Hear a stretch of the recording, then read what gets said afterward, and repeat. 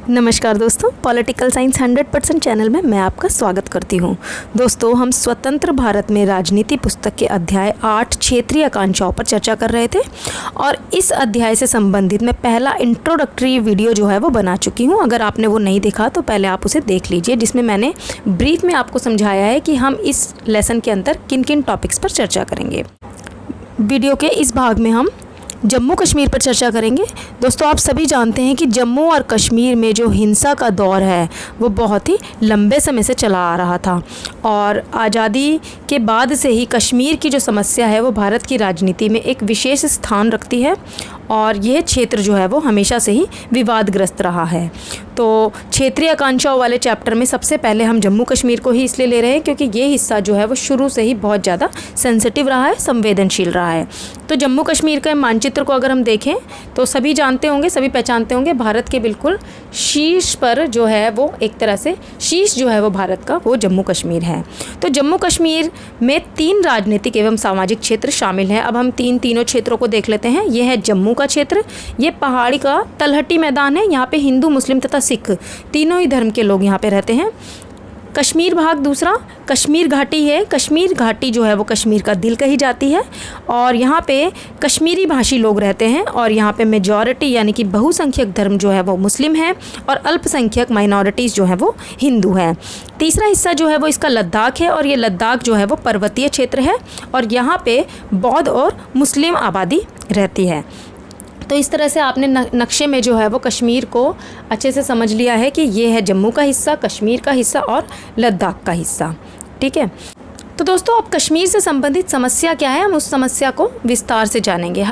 जब हमने इस पुस्तक का पहला अध्याय पढ़ा था, राष्ट्र निर्माण की चुनौती, उसमें मैंने रियासतों के विलय की समस्या आपको समझाई थी और रियासतों के विलय में भी मैंने कश्मीर का मुद्दा आपको विस्तार से समझाया था।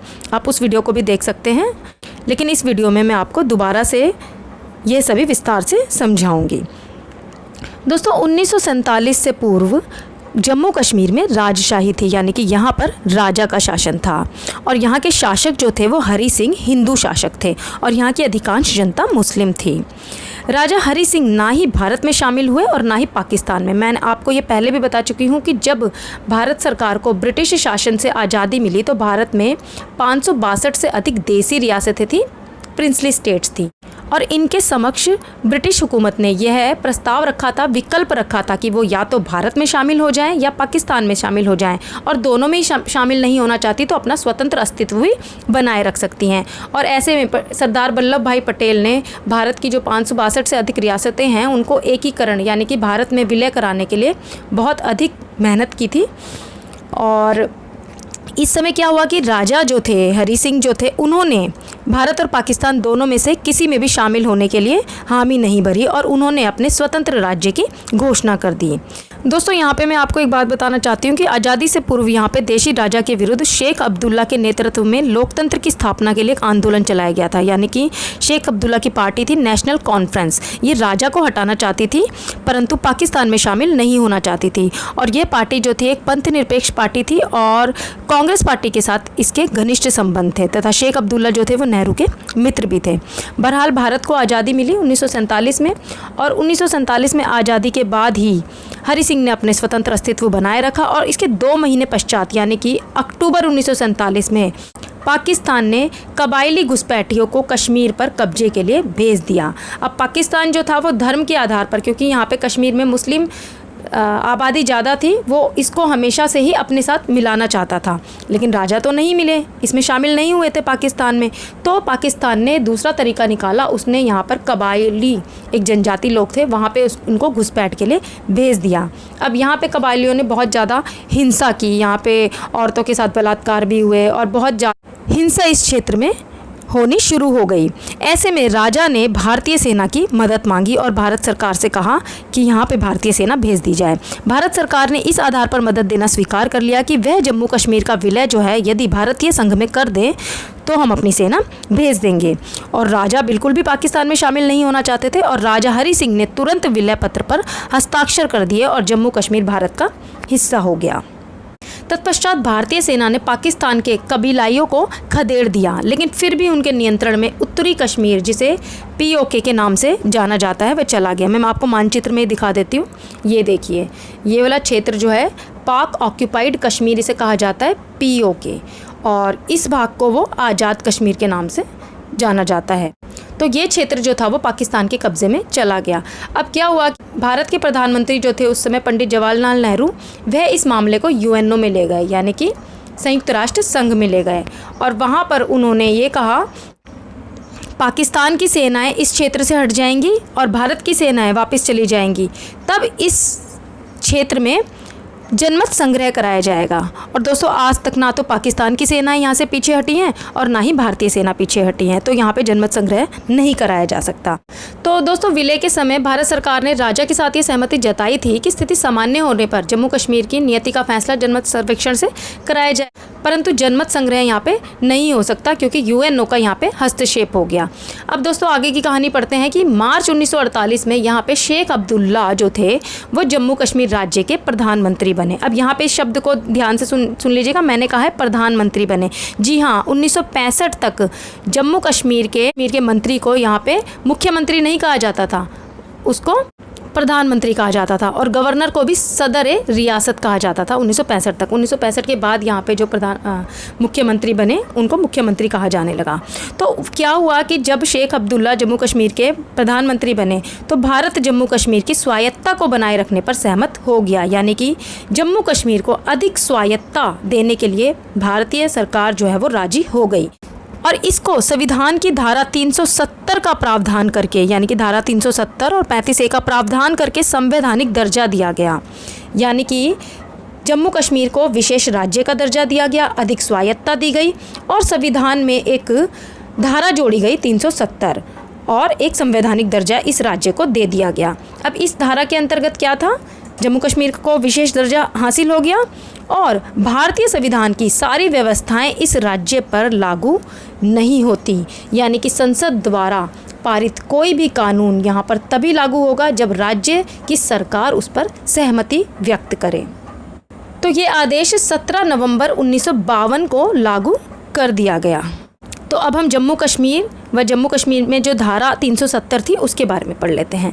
ये धारा जो थी वो जम्मू कश्मीर को अस्थायी प्रावधान प्रदान करती थी।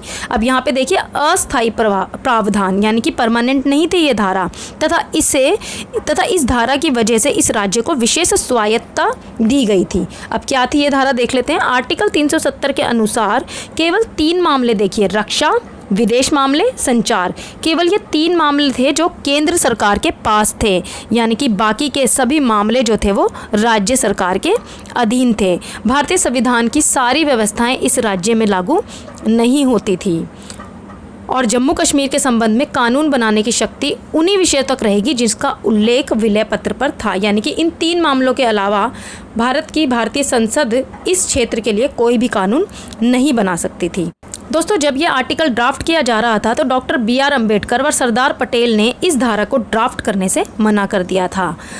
तब इसे गोपाल स्वामी अयंगर ने ड्राफ्ट किया था। यहाँ से 1 नंबर का प्रश्न आ सकता है, जो धारा 370 है उसे किसने ड्राफ्ट किया था? तो डॉक्टर BR अम्बेडकर और सरदार पटेल ने इसके खिलाफ थे वो, और इसको ड्राफ्ट करने से मना कर दिया था। गोपाल स्वामी अयंगर ने इसे ड्राफ्ट किया था। तो हम पढ़ रहे थे धारा 370 के बारे में कि यहाँ के बाकी सभी मामले राज्य सरकार के अधीन थे।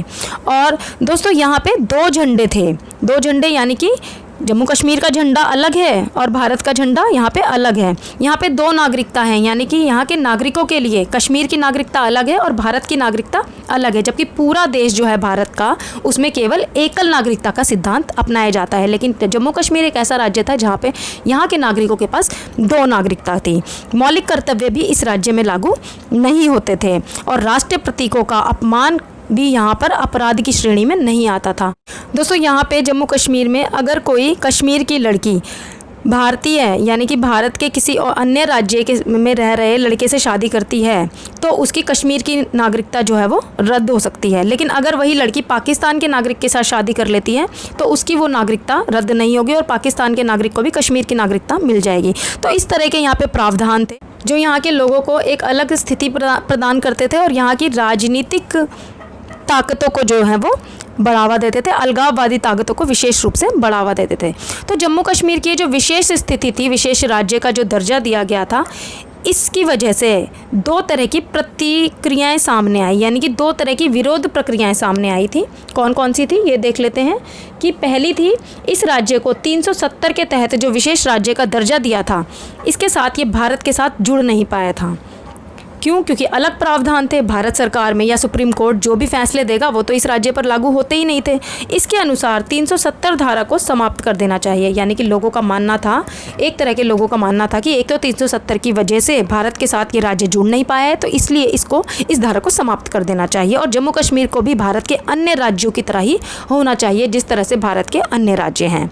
दूसरा वर्ग जो था वो ज़्यादातर कश्मीरियों का था। इनके अनुसार जम्मू कश्मीर को जो स्वायत्तता दी गई है, यानी कि जो स्वायत्तता स्वतंत्रता मिली है, वो पर्याप्त नहीं है। और इन लोगों की तीन तरह की शिकायतें थी। एक तो ये कि स्थिति सामान्य होने पर जनमत संग्रह नहीं कराया गया। अब मैंने आपको बता दिया है कि जनमत संग्रह अभी तक क्यों नहीं हुआ।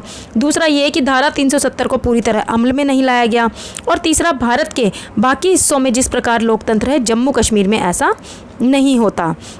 तो जम्मू कश्मीर में जो 370 की धारा लगी थी, उस धारा की प्रतिक्रिया स्वरूप जो थी वो दो विरोध प्रक्रियाएं सामने आई थी। एक जो कहता था कि अधिक स्वतंत्रता चाहिए, अधिक स्वायत्तता चाहिए, और दूसरा समूह ये मानता था कि ये धारा समाप्त कर देना चाहिए।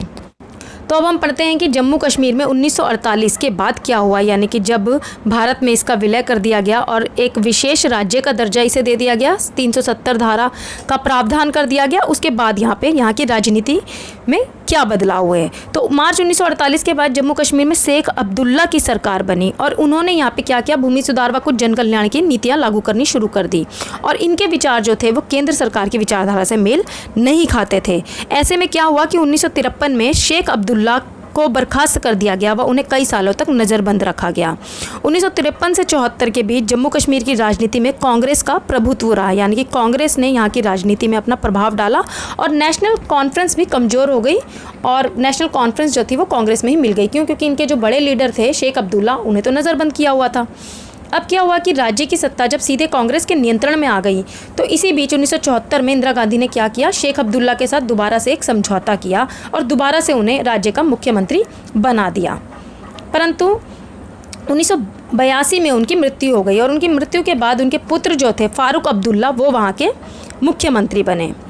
अब क्या हुआ कि 1984 में एक बार फिर से जम्मू कश्मीर की विधानसभा को भंग करके वहां राष्ट्रपति शासन लागू कर दिया गया और केंद्र के हस्तक्षेप से फारूक की सरकार को बर्खास्त कर दिया। अब देखो दोस्तों क्या होता है यहाँ पे, पहले शेख अब्दुल्ला यहाँ के प्रधानमंत्री बने, पीएम बने, मुख्यमंत्री कहलाए गए बाद में, और फिर उसके बाद क्या हुआ कि उनको नज़रबंद कर दिया गया। नज़रबंद करने के बाद दोबारा से कांग्रेस के साथ उनका गठबंधन हुआ, दोबारा से उनको गद्दी दे दी गई। उनकी मृत्यु के बाद उनके पुत्र को भी दोबारा से जो है वहाँ पर वो निर्वाचित हो गए। तो अब क्या हुआ कि दोबारा से उनके पुत्र को भी वहाँ से हटा दिया गया। तो यहाँ क्या हुआ कि काफ़ी अस्थिरता हो गई, राजनीतिक अस्थिरता। आप देख रहे हो बार बार केंद्र का वहाँ पे हस्तक्षेप हो रहा है और यहाँ इस हस्तक्षेप से क्या है, वहाँ के लोगों में एक तरह से अजीब सी भावना उत्पन्न हो गई और ये काफ़ी अस्थिरता का माहौल यहाँ पे रहने लगा। और केवल केंद्र सरकार ने इसलिए हस्तक्षेप नहीं किया था बार बार कि क्या कहते हैं, वो चाहती थी कि यहाँ पे अस्थिरता कायम रहे। यहाँ की राजनीतिक स्थितियाँ जो थी और यहाँ की सामाजिक स्थितियाँ जो थी वो इस तरह की थी कि बार बार केंद्र सरकार को अपना हस्तक्षेप करना पड़ रहा था। तो केंद्र के इस फैसले से कश्मीर में जो है वो नाराज़गी के भाव उत्पन्न हो गए। अब क्या हुआ कि 1987 में जम्मू कश्मीर में फिर चुनाव हुए और कांग्रेस के साथ गठबंधन कर चुकी जो नेशनल कॉन्फ्रेंस थी वो दोबारा से जीत गई। लेकिन आम जनता का ये मानना था कि सरकारी मशीनरी का दुरुपयोग किया गया है और चुनाव प्रक्रिया स्वतंत्र व निष्पक्ष ढंग से नहीं हुई और इससे क्या हुआ, वहाँ पर आम जनता का रोष भड़क उठा। और इस सब का सम्मिलित निष्कर्ष ये हुआ कि जम्मू कश्मीर में राजनीतिक संकट गहरा हो गया, यानी कि यहाँ पे कभी भी राजनीतिक स्थिरता नहीं बन पाई और राजनीतिक स्थिरता ना बन पाने के कारण यह क्षेत्र जो था वो 1989 तक उग्रवादी आंदोलन की गिरफ्त में आ गया, यानी कि उग्रवादियों का यहाँ पे एक तरह से बहुत दबदबा होने लगा और इस आंदोलन में लोगों को अलग कश्मीर राष्ट्र के नाम पर लामबंद किया जाने। तो तो क्या हुआ दोस्तों, यहाँ पे जब उग्रवादी आंदोलन हुए तो उग्रवादियों को यहाँ पे पाकिस्तान ने नैतिक, भौतिक और सैन्य सहायता दी, यानी कि पाकिस्तान का पूरा हस्तक्षेप होने लगा और वो यहाँ पे चोरी छुपे जो हैं वो सैनिक सहायता और भौतिक धनराशि उग्रवादियों को प्रदान करता था। कई सालों तक राज्य में यहाँ पे राष्ट्रपति शासन भी रहा और 1990 के बाद जो है वो यहाँ की जनता जो है उन्होंने उग्रवादी तथा सेना दोनों की ही हिंसा सही, क्योंकि यहाँ पे उग्रवादियों ने भी जब तक अपना मुंह उठाया और सेना ने इसको दबाने के लिए हिंसा का सहारा लिया। तो ये दोनों ही तरह की हिंसाओं से यहाँ की जनता जो थी वो बहुत ही ज़्यादा जनता को खामियाजा भुगतना पड़ा। 1996 में यहाँ पर चुनाव हुए और फारूक अब्दुल्ला की सरकार बनी और इन्होंने जम्मू कश्मीर के लिए स्वायत्तता की मांग की। और इसके बाद 2002 के चुनावों में मुफ्ती मोहम्मद सईद के नेतृत्व में गठित एक अन्य क्षेत्रीय पार्टी जो थी पीपल्स डेमोक्रेटिक अलायंस, उसने भी कांग्रेस के गठबंधन के साथ यहाँ पे सरकार अस्तित्व में आई। तो दोस्तों आप यहाँ पे देख सकते हैं कि जम्मू कश्मीर की जो राजनीति है उसमें हिंसा, उग्रवाद, लोगों की जो आकांक्षाएं हैं वो अलग तरह की थी। तो यहाँ पे अलगाववादी आंदोलन पनपा। तो अलगाववादी आंदोलन यहाँ पे पनपा, उसकी भी 3 धाराएं थी। अब कौन कौन सी 3 धाराएं थी? 3 तरह के अलगाववादी समूह यहाँ पे सामने आए। एक अलगाववादी समूह था वो कश्मीर को अलग राष्ट्र बनाना चाहता था, यानी कि अलगाववादियों का एक हिस्सा समूह चाहता था कि कश्मीर जो है वो अलग राष्ट्र बना दिया जाए। दूसरा अलगाववादी समूह चाहता था कि कश्मीर का विलय पाकिस्तान में हो जाए, यानी कि कश्मीर को पाकिस्तान के साथ सम्मिलित कर दिया जाए। और तीसरा अलगाववादियों का समूह जो था वो चाहता था कि कश्मीर भारतीय संघ का ही हिस्सा रहे लेकिन उसे अधिक स्वायत्तता दी जाए, यानी कि एक तो चाहता था कि कश्मीर को पूरी तरह से अलग कर दिया जाए, ठीक है, स्वतंत्र कर दिया जाए। दूसरा चाहता था पाकिस्तान में शामिल हुआ जाए और तीसरा चाहता है कि कश्मीर को भारतीय संघ का ही हिस्सा मान के रखो लेकिन अधिक स्वतंत्रता, यानी कि और अधिक स्वायत्तता दी जाए। यहाँ के लोगों की जो आम शिकायत है वो यहाँ पे उपेक्षा भरे बर्ताव व पिछड़ेपन को लेकर है। अब दोस्तों पिछड़ापन तो यहाँ पर रहेगा ही, क्यों? क्योंकि यहाँ के जो नागरिक थे 370 धारा यहाँ पे लगी हुई है। अब यहाँ पे कोई भी जो बाकी भारत के जो नागरिक या बाकी राज्यों के लोग हैं वो यहाँ पे प्रॉपर्टी नहीं खरीद सकते, यहाँ पे इन्वेस्टमेंट नहीं कर सकते। यहाँ पे जो भी चीज़ें होंगी सरकारी होंगी, जो भी यहाँ की राज्य सरकार फैसला करेगी इस क्षेत्र के लिए केवल वही यहाँ पे अप्लाई होगा। तो पिछड़ापन तो है ही इस क्षेत्र में। तो पिछड़ेपन को लेकर यहाँ के लोगों की शिकायतें हैं। हालांकि शुरुआती सालों में यहाँ उग्रवाद को लेकर कुछ समर्थन प्राप्त था, लेकिन अब तो यहाँ के लोग भी शांति की कामना कर रहे हैं। अब लोग हैं, आम नागरिक जो हैं उनका तो आतंकवाद से लेना देना कोई नहीं होता ना, वो तो अमन चाहते हैं, शांति चाहते हैं। तो ये लोग भी हिंसा झेल कर थक गए थे। केंद्र सरकार ने भी यहाँ पे विभिन्न अलगाववादियों से बात करके रिश्तों को पुनः परिभाषित करने पर भी समय समय पर जोर दिया था। लेकिन दोस्तों मैं बताना चाहती हूँ कि बहुत ही महत्वपूर्ण फैसला जो था वो एनडीए गवर्नमेंट का हुआ। दोस्तों जम्मू कश्मीर में धारा 370 का हटना बहुत ही महत्वपूर्ण व ऐतिहासिक फैसला था और ये फैसला जो था वो एनडीए गवर्नमेंट के तहत लिया गया। एनडीए गवर्नमेंट यानी कि बीजेपी की सरकार ने धारा 370 के कुछ प्रावधानों को अवैध, इनवैलिड बताते हुए ये यहाँ से समाप्त किया। तो 5 अगस्त 2019 को कश्मीर पुनर्गठन बिल राज्यसभा में पेश किया गया। अब ये कश्मीर रीऑर्गेनाइजेशन बिल जो था वो क्या था, इसमें धारा 370 व 35A को समाप्त करने की पेशकश की गई थी और यह बिल वहाँ पास हो गया और 6 अगस्त 2019 को ये बिल लोकसभा में भी बहुमत से पास हो गया और इसके पश्चात 9 अगस्त 2019 को राष्ट्रपति ने इस बिल पर साइन कर दिए और ये कानून बन गया। तो दोस्तों अब जो है वर्तमान में जम्मू कश्मीर की स्थिति क्या है? जम्मू कश्मीर का विभाजन कर दिया गया है, यानी कि जम्मू कश्मीर और लद्दाख, जम्मू कश्मीर को राज्य का दर्जा जो प्राप्त था वो हटा दिया गया है और जम्मू कश्मीर के 2 भाग कर दिए गए हैं, जम्मू कश्मीर भाग और लद्दाख, और इसको यूनियन टेरिटरी बना दिया गया है, यानी कि केंद्र शासित प्रदेश बना दिया गया है। जम्मू कश्मीर में जो विधानसभा है वो अस्तित्व में रहेगी, जैसे दिल्ली में विधानसभा है, अपनी पुदुचेरी में विधानसभा है, इसी तरह से जम्मू कश्मीर में भी विधानसभा रहेगी, लेकिन लद्दाख में कोई भी विधानसभा नहीं होगी और दोनों का ही शासन जो है वो केंद्र के अधीन आ गया है। तो अब भारत में जो है यूनियन टेरिटरी यानी कि केंद्र शासित प्रदेशों की संख्या 7 से बढ़कर कितनी हो गई है? 9 हो गई है और भारत के अब 29 राज्य नहीं है, 28 राज्य हैं। क्यों? क्योंकि जम्मू कश्मीर अब राज्य नहीं है, यहाँ से राज्य का दर्जा हटा लिया गया है। ये हिस्सा बहुत इंपॉर्टेंट है आपके लिए परीक्षा की दृष्टि से। क्यों? क्योंकि जम्मू कश्मीर में जो धारा 370 है और 370 को हटाने से संबंधित जो प्रावधान है ये बहुत ही अभी करंट में किया गया है और आपके सिलेबस में अभी जोड़ा गया है। तो इस पर प्रश्न जरूर बनेगा। तो इससे संबंधित जो सारी बातें थी वो मैंने आपको बता दी है। धारा 370 को आप बहुत अच्छी से याद कीजिएगा, समझिएगा कि क्या प्रावधान थे और अब जो है वो जम्मू कश्मीर का क्या स्टेटस है। तो उम्मीद करती हूँ कि आपको ये वीडियो पसंद आया होगा। अगर आपको ये वीडियो पसंद आया है तो आप इसे शेयर कीजिए, लाइक कीजिए, और अगर आपने हमारे चैनल पॉलिटिकल साइंस 100% को सब्सक्राइब नहीं किया है तो सब्सक्राइब कीजिए। दोस्तों, इस वीडियो में हम केवल इतनी ही चर्चा करेंगे। आगे आने वाले वीडियो में हम पंजाब, पूर्वोत्तर भारत की समस्याएं तथा द्रविड़ आंदोलन के बारे में भी पढ़ेंगे। तो देखते रहिए पॉलिटिकल साइंस 100%। धन्यवाद।